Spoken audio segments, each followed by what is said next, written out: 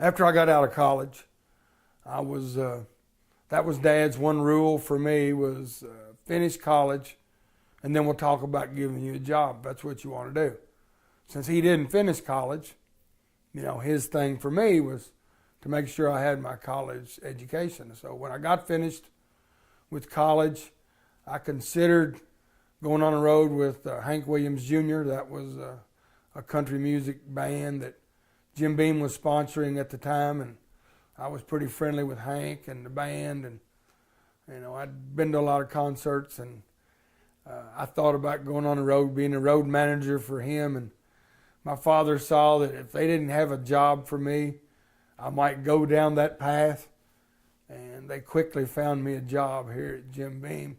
I think Booker knew that if I went down that path, I might not have a very long life with all the fun and games on the road with a country music band. But Dad wanted to start me pretty much at the ground up, and night shift bottling line supervisor is about as close to the ground as I think you can find here at the plant. But really my job was, relief supervisor, because when they weren't running a bottling line on night shift, they would stick me in whatever department needed a supervisor.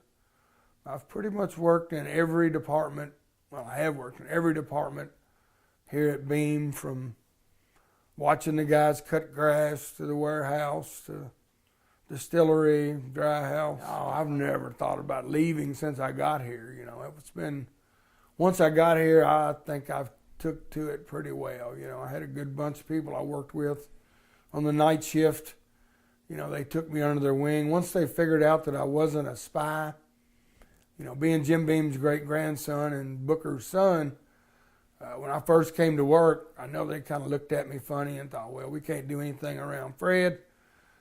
He'll tell his dad and we'll all get fired if we happen to take a drink or if we do anything. Well, after a little while, they figured out that I wasn't a spy.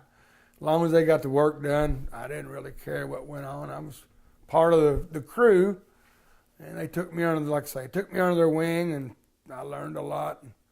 I think now, looking back on it, a lot of them respect me because I was who I was, and I wasn't I didn't try to make things. I didn't know how to do the stuff. They had to teach me a lot of the ropes. That's the way it was. They'd been doing these jobs a lot longer than me. I was brand new right out of college, so it was a good relationship.